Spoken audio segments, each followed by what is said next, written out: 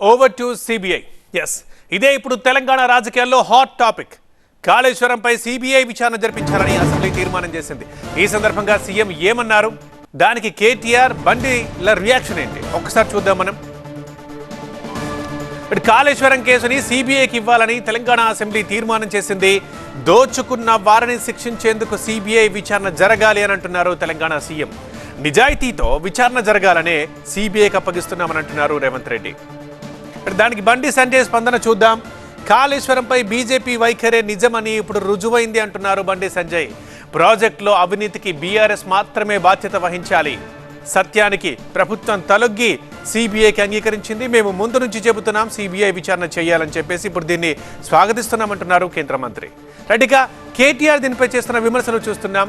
Kaleshwaram case సిబిఐకి అప్పగించడంపై కేటీఆర్ ఆగ్రహం వ్యక్తం చేస్తున్నారు. రాహుల్, మీ సీఎం ఏం చేస్తున్నారో మీకు తెలుసా అని రాహుల్ గాంధీని అడుగుతున్నారు. ఎన్ని కుట్రలు చేసినా సరే న్యాయపరంగా పోరాడతామని చెప్తున్నారు కేటీఆర్.